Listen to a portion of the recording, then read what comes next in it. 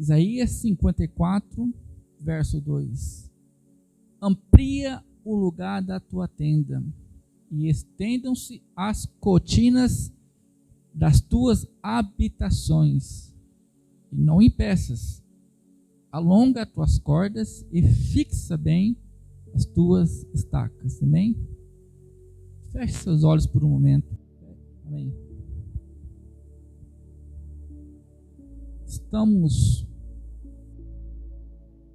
Primeiramente, eu agradeço ao pastor pelo convite para participar dessa campanha, onde o tema diz: amplia o lugar da tua tenda, estendam-se as cortinas da tua habitação. Esse texto ele é um convite. Se você prestar atenção, ele é um convite para o povo de Deus, não é para o ímpio, pessoas que não conhecem, é para quem já tem um conhecimento de Deus, já tem uma bagagem, já anda com Cristo. Porém, o fato de você andar com Cristo, de você ser um cristão, de você ser batizado, às vezes não significa muita coisa. Porque lá no deserto, 2 milhões de pessoas saíram do Egito. Só 2 chegaram no destino. Então é um perigo muito grande a gente carregar esse título de cristão. A gente se orgulhar de sermos crentes, de sermos a geração que vai morar no céu, mas construímos uma trajetória totalmente desligada, desconecta da vontade de Deus. A palavra do Senhor diz que aqueles que são guiados pelo Espírito, esses é que são os filhos de Deus. Nós fazemos parte de uma geração que nem sabe o que é o Espírito, não lê sequer a palavra de Deus e como que serão guiados pelo Espírito se não ouve sequer a palavra, a voz de Deus expressa para a gente. Antes Deus chamava um profeta ou outra pessoa para falar com tal pessoa e chamava para o monte: Moisés, suba no Sinai.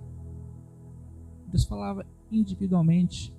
Hoje a voz de Deus está ao acesso de todo mundo, cada pessoa.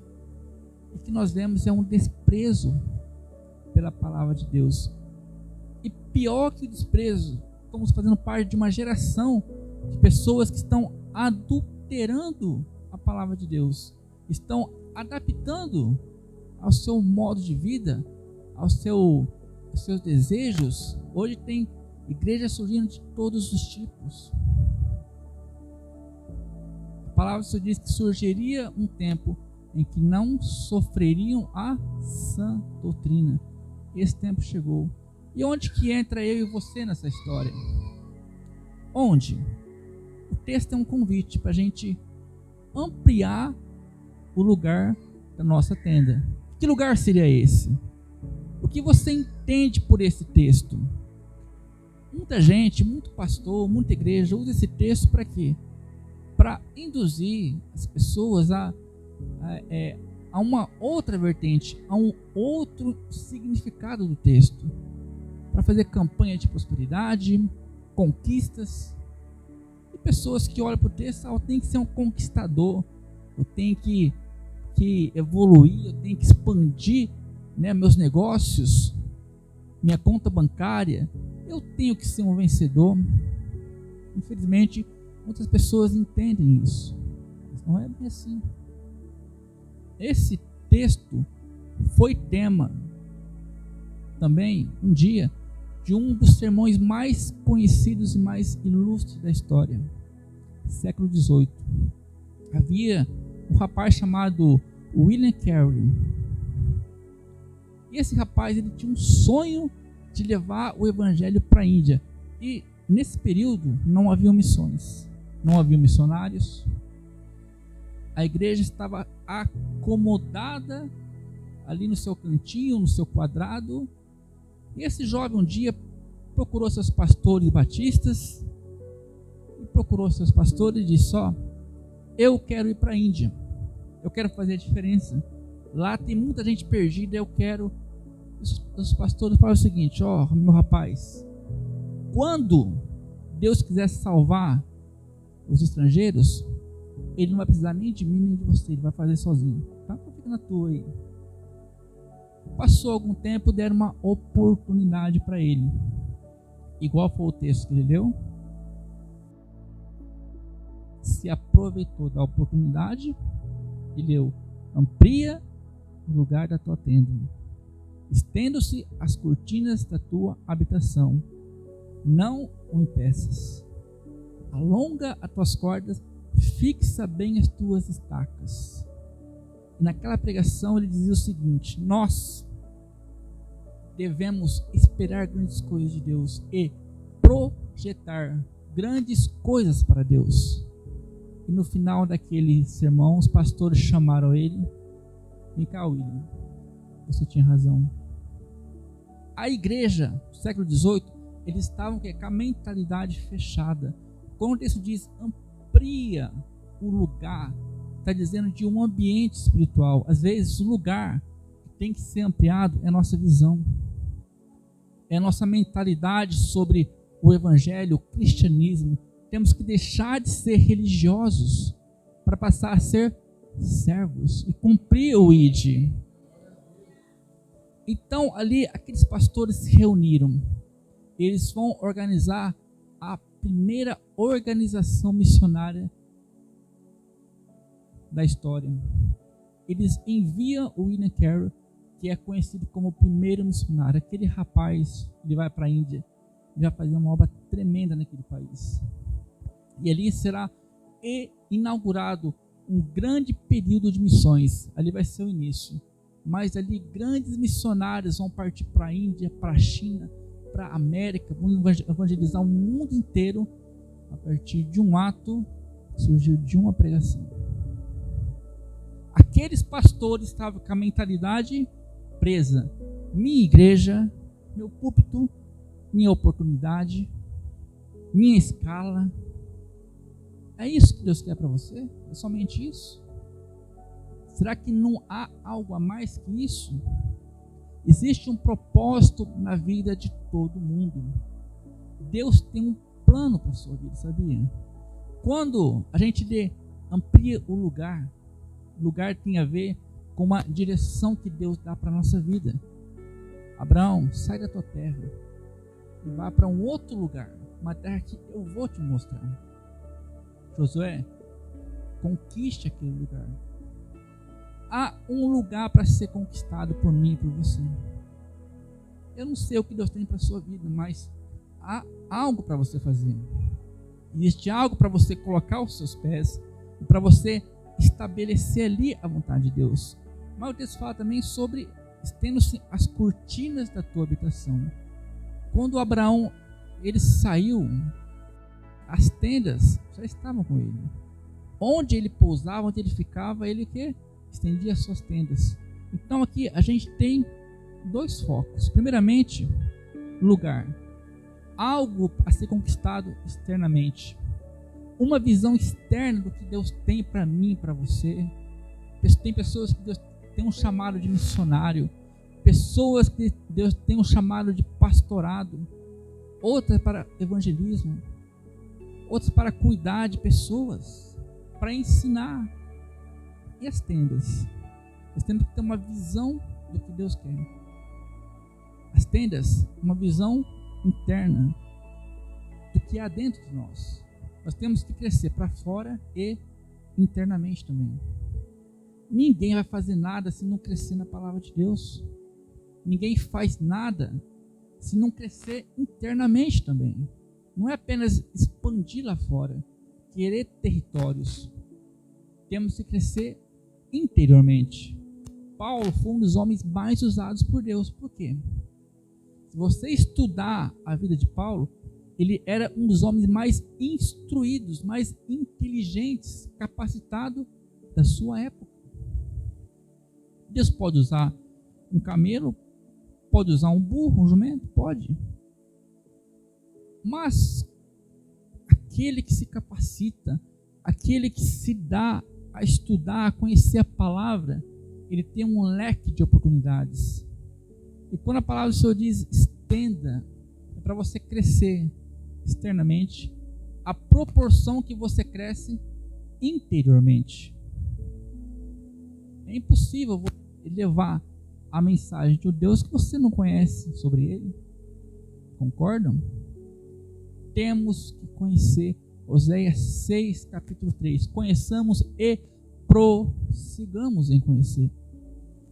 O grande problema dessa geração, sabe o que é? Não é a falta de chamado, não é a falta de oportunidades, é a falta de conhecimento. Porque Deus só usa quem se capacita. E Deus despreza aqueles que desprezam o conhecimento. O meu povo foi destruído porque lhe faltou o conhecimento. Quando nós negligenciamos o conhecimento, nós deixamos de crescer interiormente. Concordam? Para a gente alcançar o que Deus tem para a gente, temos que... Deus tinha um projeto na vida de Abraão, só que antes disso Deus teve que tratar com ele interiormente. Se você estudar a trajetória de Abraão, que é o pai da fé, ele era uma pessoa muito incrédula, uma pessoa que por muitas vezes decepcionava Deus. Deus falou: vai para a terra que eu vou te mostrar. Ele chega lá, está tendo uma fome. O que ele faz? Vira as costas e vai para o Egito. Estava tendo uma fome porque era plano de Deus. Porque aquela fome estava o quê? Expulsando os gigantes da terra. Estava limpando. Deus entregou nas mãos dele, a terra limpinha. Estava limpinha. Mas o abestado que não enxergou o que Deus tinha para ele. Aí ele vai para o Egito. Aí quando nós desobedecemos, a gente paga o preço. Muitas vezes Deus nos mostra algo, mas a gente olha para o momento. Abraão chega lá e vê o quê? Sequidão, fome, povo indo embora. Mas este era o plano. Por causa de Abraão não ter enxergado aquilo, sua descendência teve que lutar para tomar posse do que já lhe havia sido entregue em suas mãos.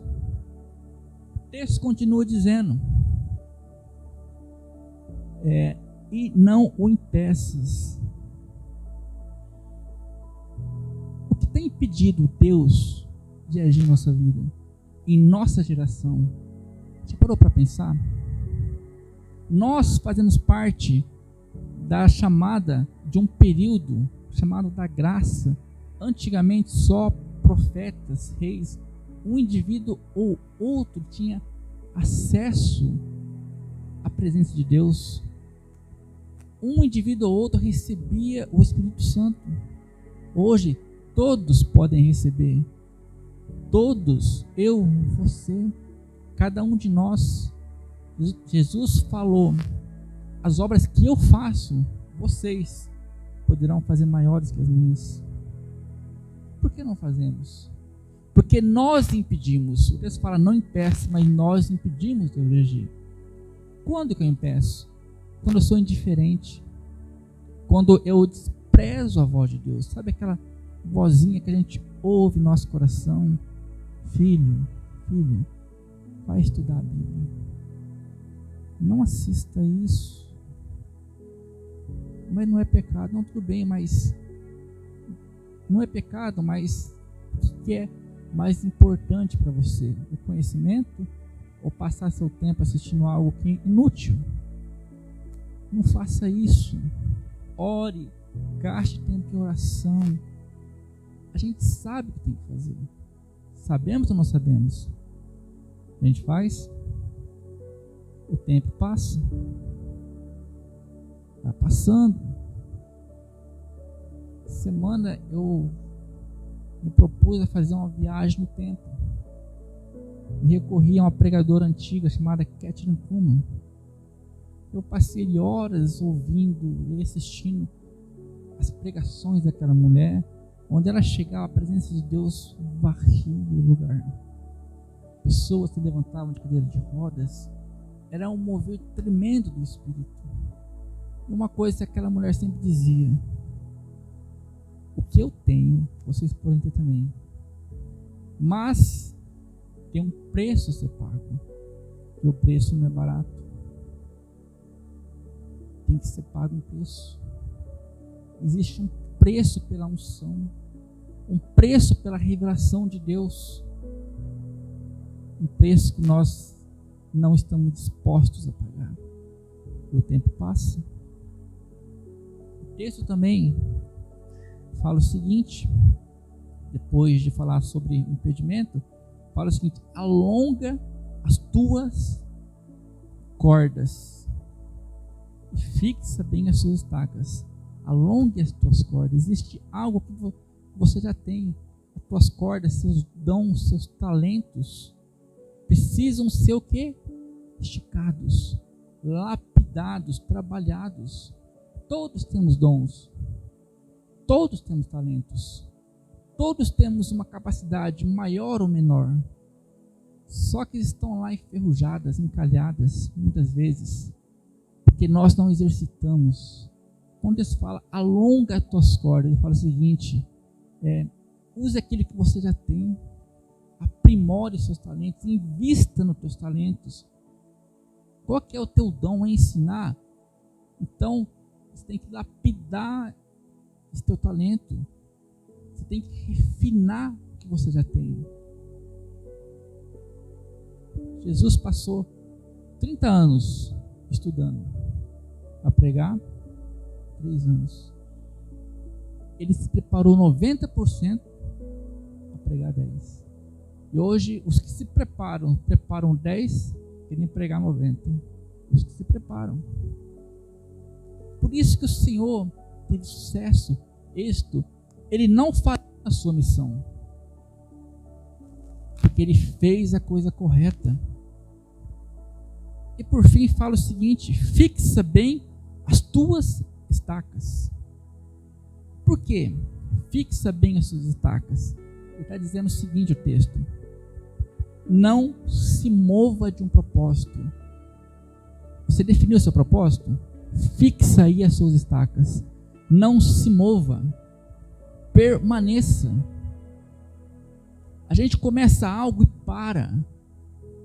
Deus coloca algo no nosso coração, a gente faz o quê? Começa e para. Desiste. Vem o cansaço, a gente para. Houve um missionário chamado Adoniran Hudson. Esse missionário, ele foi pregar na Birmânia. Birmânia, para quem não sabe, é pior que a Índia. Ali é a latrina humana naquele lugar. Ele foi. O interessante é que aquele homem, ele ficou 6 anos lá, sem conseguir ganhar uma alma como missionário. Ele permaneceu. Finque as tuas estacas e não se mova de um propósito. 6 anos sem uma alma. Eu ou você, 6 meses teríamos picado a mula. Depois de 6 anos, ele ganhou uma alma. Aquele homem traduziu a Bíblia para a língua daquele país. Mas havia um povo ali, os povos indígenas, que eles tinham uma lenda, porque séculos atrás, havia passado alguém que conhecia Deus. Eles tiveram acesso à palavra de Deus, eles perderam esse acesso, mas essa pessoa que há anos te passava falou o seguinte: um dia chegará um homem branco aqui com um livro nas mãos, um livro preto nas mãos. Quando esse homem chegar, seguem ele.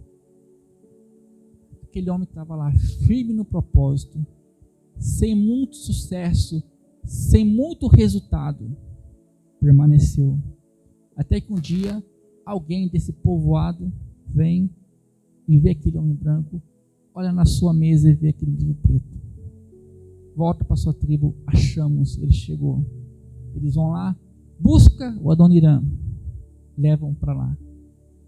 Ele começa a pregar para aquele povoado. Estava tudo preparado. E quando ele começa a pregar, as pessoas eles já estavam aguardando o evangelho. E ali, diariamente, 5.000 pessoas iam sendo batizadas, todos os dias. Diariamente. Missionários tiveram que ser enviados da América para poder abrir igrejas, cuidar daquelas pessoas, para poder ensinar aquelas pessoas. Existem várias igrejas naquele país hoje, fundadas por ele. Sabe por quê? Ele permaneceu no propósito. 6 anos, nenhuma alma ganha. Às vezes, nós começamos algo, a gente tem a convicção de que Deus me chamou para aquilo. O que eu faço? Pela falta de resultados, eu paro. Deus apareceu para Paulo. Paulo teve uma conversão cinematográfica. Concordam? 14 anos e nada. Nada acontecia. Paulo só vai começar de fato a se destacar 14 anos depois. Mas ele permaneceu aqui ali estudando, destrinchando a palavra de Deus. Diariamente ele estudava. Foi para a Arábia, ficou 3 anos ali só estudando. Quando essa geração atual despreza o que há de melhor. Tome cuidado para você não fazer parte dessa geração que despreza o que Deus te deu, o que Deus te entregou. O texto nos faz um convite a avançarmos algumas fronteiras da jornada cristã. E uma dessas fronteiras que eu enxergo, sabe qual que é? É o naturalismo. Um evangelho natural. O evangelho onde deveria ser espiritual, mas tem sido algo governado pelo homem. Veja bem, quando Jesus surgiu, ele pregava ali no Mar da Galileia, pregava em Cafarnaum, pregava ali em vários lugares, Jerusalém. E onde ele pregava, multidões seguiam ele. Multidões de um lado para o outro, 20 mil pessoas diariamente seguiam aquele homem. Multidões. Dê algo que as pessoas querem, elas vão te seguir. Quer ter sucesso numa igreja? Oferece algo que elas querem. Prosperidade, dinheiro. Faz campanha aí de enriquecer. São as igrejas que mais crescem hoje, as que oferecem o que o povo quer.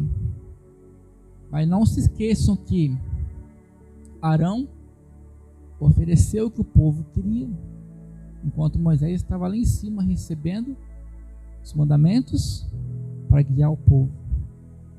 O homem de Deus verdadeiro não é aquele que faz o que o povo quer, é aquele que entrega os mandamentos para conduzir a Canaã. Todos aqueles que deram ouvido a Arão, que aceitaram o bezerro de ouro que ele fez, caíram mortos ali, naquele lugar. Multidões seguiam Jesus. Multidões. Eu te pergunto uma coisa.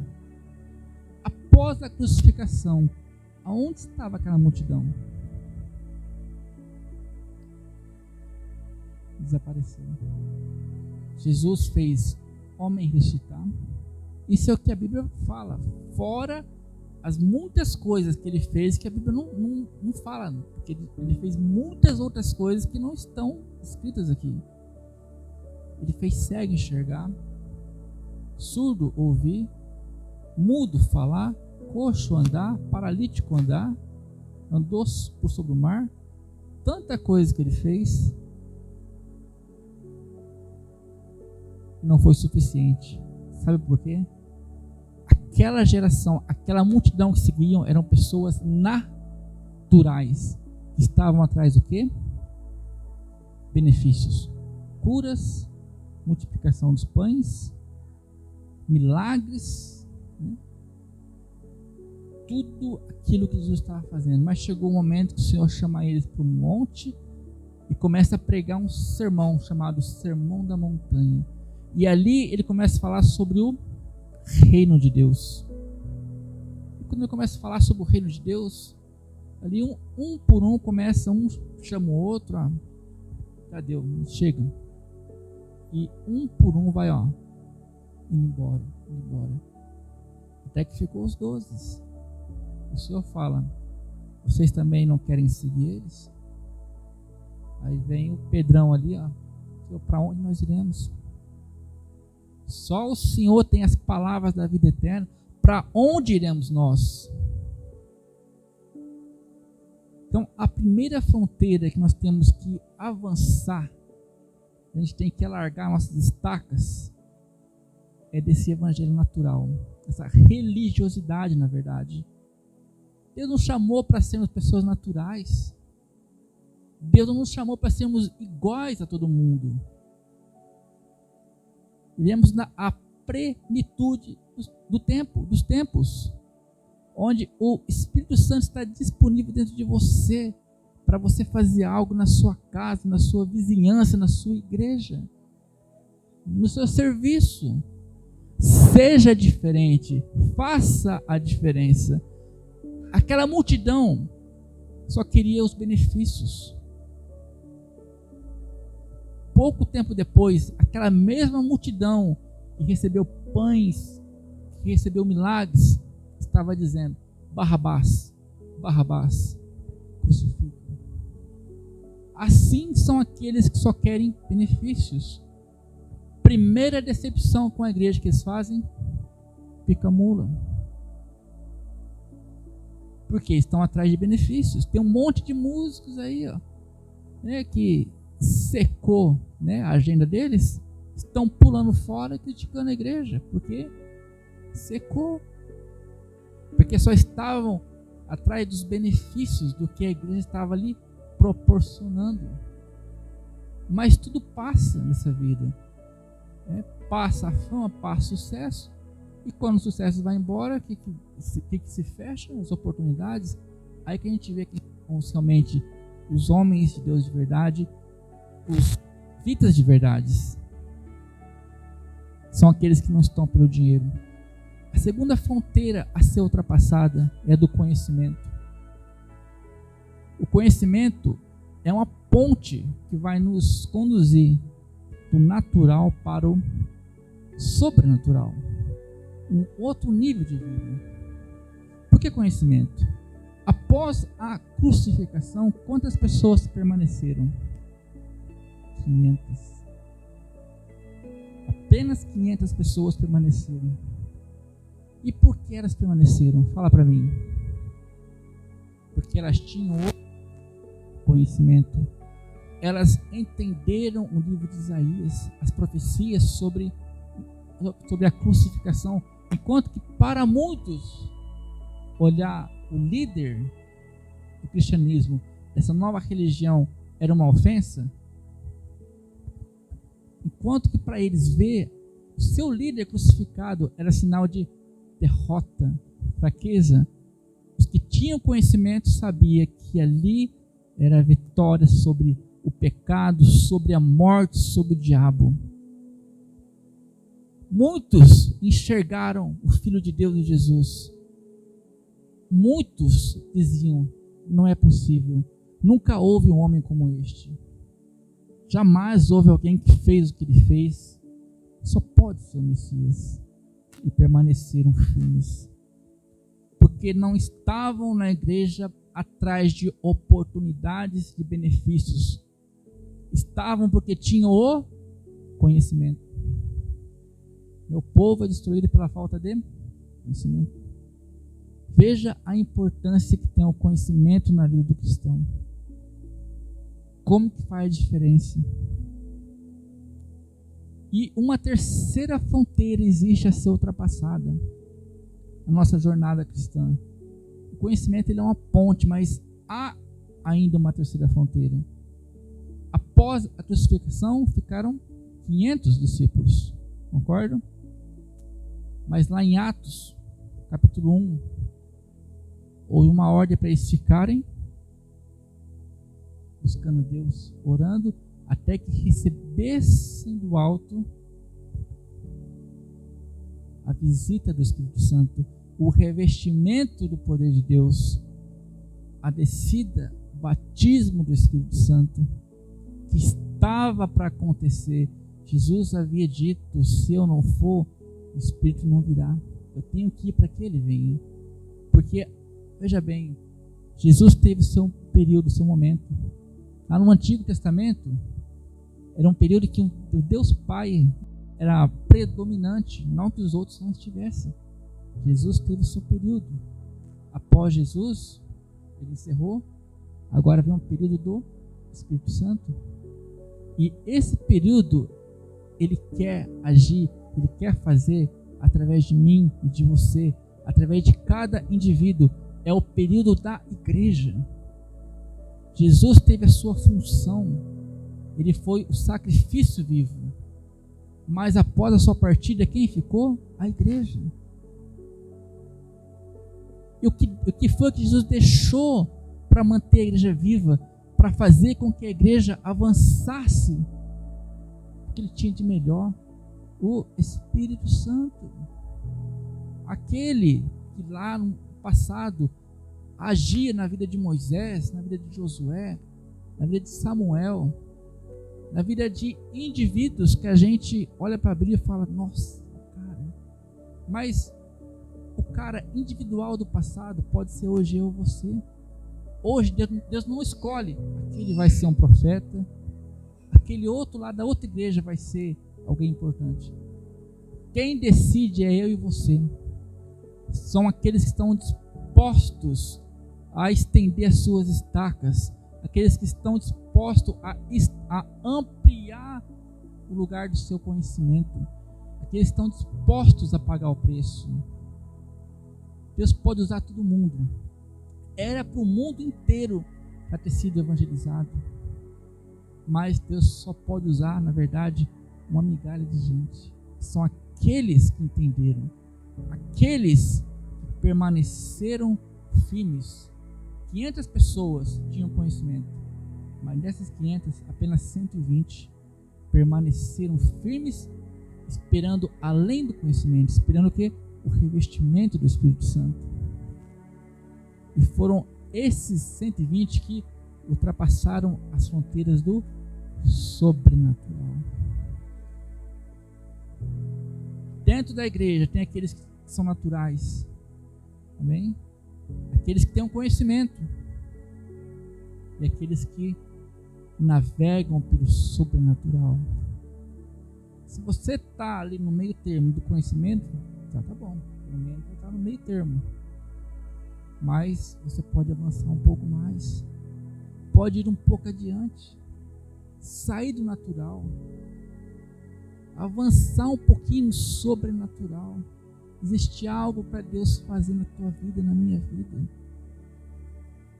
Quantas pessoas que Deus usa milagrosamente, essa pessoa poderia ser você. Às vezes, o que te impede é a falta de conhecimento, de buscar a Deus, a falta de dar prioridade à presença de Deus, às coisas de Deus. Na minha juventude havia muitas pessoas talentosas que queriam fazer missões, que queriam fazer tanta coisa e pararam, porque começaram a dar prioridade a atrativos, passageiros, se acomodaram, porque hoje a nossa geração ela é muito cômoda, ela acomoda facilmente as pessoas. Você chega em casa, você tem lá uma televisão, Netflix, redes sociais, internet, Facebook. É muito cômodo, é divertido, é legal. Ah, mas eu gosto de assistir aquilo, mas não é pecado. Não, a questão não é se é pecado, a questão são as prioridades, porque o tempo que você dedica a algo, você deixa de dedicar a Deus. Essa é a questão, é as tuas prioridades. A gente gosta de dar nome, né, ao que é pecado. Não, como isso não é pecado, isso eu posso fazer. Era pecado comer pão? Não era pecado, mas o diabo ofereceu pão para Jesus, não ofereceu? O que o Senhor falou? A questão não era o pão, a questão era a mão que estava entregando o pão. O pão era um pão normal, comum, como todos os outros. Não era pecado. às vezes, aquilo que não é pecado na sua vida está vindo de mãos que têm a intenção de parar você. Você não enxerga isso. Deus tem algo grandioso para cada ser humano, para mim, para você. A ponte entre a religiosidade, o evangelho natural, sobrenatural, é o conhecimento. Se você tem um conhecimento, pratique, vá adiante.